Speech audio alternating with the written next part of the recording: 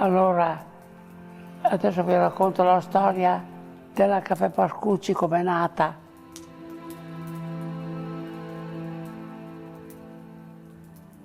È la fine dell'Ottocento e Antonio Pascucci, industriante, alza lo sguardo verso un orizzonte più lontano. Lui, che viene da una famiglia di tintori di tessuti, si dedica al commercio alimentare e poi si innamora dei coloniali. Arrivano nel suo magazzino le prime spezie, poi i salumi e i formaggi del Montefeltro, arrivano i primi sacchi di caffè crudo. Ad Antonio piacevano gli aromi, i profumi esotici che raccontavano terre lontane. Per primo, con curiosità e coraggio, ha viaggiato.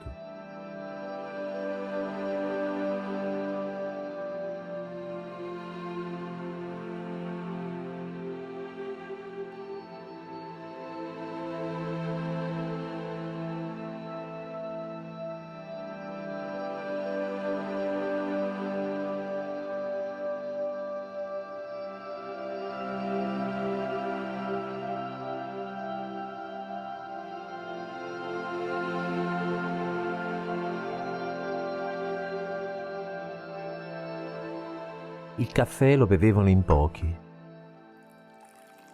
Le signore se lo facevano preparare fresco e lo bevevano in belle tazze, comodamente sedute, con lo sguardo perso sulle dolci colline marchigiane. Il gusto del caffè sulle labbra e negli occhi lo stesso cielo, le stesse pietre, gli stessi alberi su cui si era posato lo sguardo dei pittori del Rinascimento.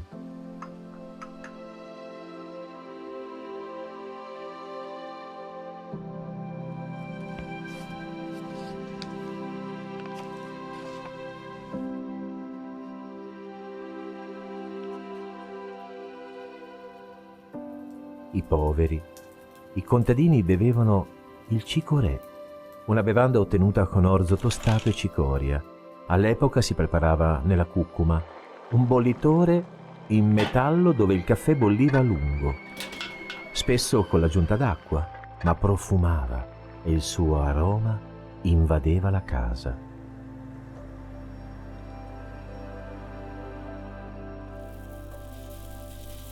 Antonio, all'inizio, il caffè lo vendeva crudo.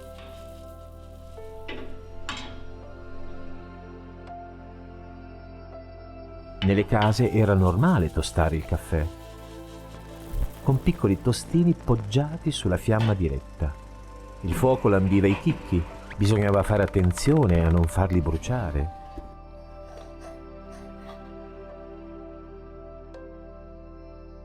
Le prime tostatrici non erano facili da usare. Era meglio averne due piccole che una grande, per evitare di interrompere la produzione in caso di rotture. Quella volta le prime tostatrici andavano a legna, piccoline, e si cercava sempre la legna degli olivi perché era un po' più grassa e dava un po' di olio al caffè. Erano anni difficili. Il mondo cambiava in fretta. Il caffè era entrato in tutte le case e Dino Pascucci, fratello di Mario, apre il primo bar del paese e monta la prima macchina da espresso. All'inizio le macchine erano semplici, primitive. Usciva tanto vapore anche di notte. Poi le macchine sono andate perfezionandosi insieme ai gesti dei baristi, orgogliosi di poter offrire ai propri clienti delle tazze di espresso ormai perfetto.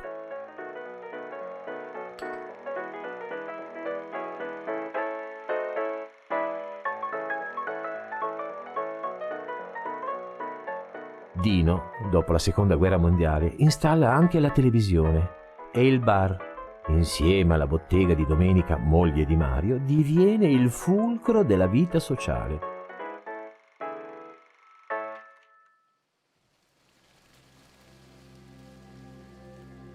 Nel vicolo che dalla piazza sale verso la rocca, si ritrovava il paese.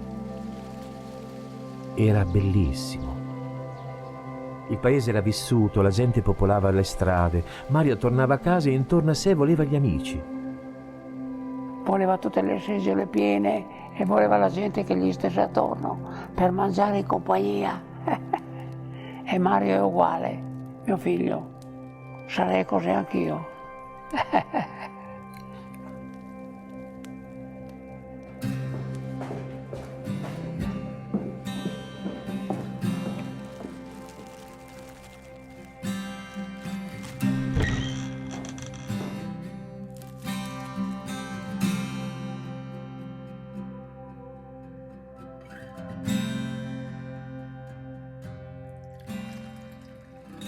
Mario muore precocemente. Lascia il figlio Alberto, 14enne, che cresce nel pensiero del padre. Il padre con lui, nel suo ricordo e coi suoi insegnamenti. E mio babbo mi ha insegnato molto anche in pochi anni, perché queste cose non le dimentichi. Sono passati 70 anni, 80, però ce l'ho ancora nella testa. La madre Domenica sarà sempre al suo fianco. Mia mamma è sempre stata un carattere molto forte e precisa, però mi dava sempre dei buoni consigli.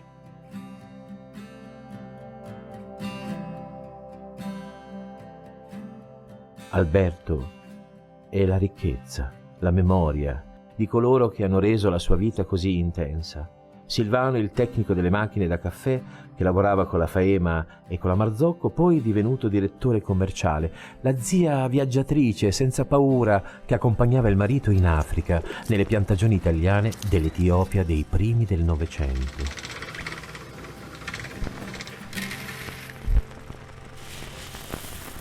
E tra le sue mani la nostalgia dei primi mezzi col marchio della ditta. I Fiat 600, il lupetto, il daino, le tazze da espresso con il primo logo, i colori degli anni 70. E le tante sponsorizzazioni, l'amore per lo sport, i motori, le competizioni, Sante che correva in bicicletta ed era un campione.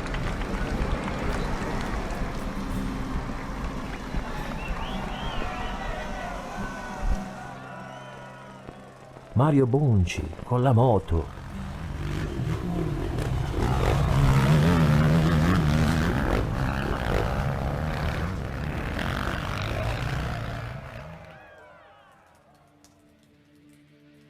La vita della famiglia, la crescita dell'azienda, le persone che insieme hanno lavorato con il cuore e la passione.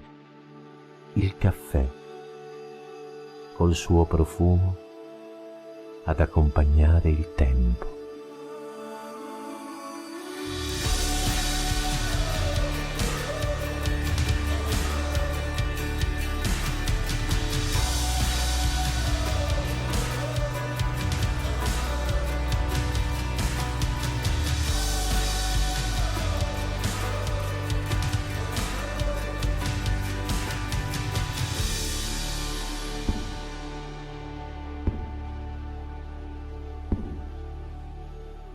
Quando sei giovane, lavori a testa bassa, lotti la vita, o te la godi senza capire bene dove stai andando.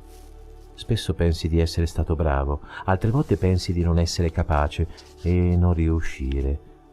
Alla fine, tra le sconfitte e le soddisfazioni, ti rendi conto di aver fatto la tua parte in un disegno molto più grande di quello che pensavi. Adesso vedo meglio l'insieme del tutto. Ho molti ricordi di quello che ho vissuto e di quello che mi è stato raccontato dai miei vecchi. La memoria è importante nella vita. Non bisogna mai dimenticare da dove si viene se si vuole essere sicuri di dove si vuole andare. Hanno fatto tutti i colori per sopravvivere.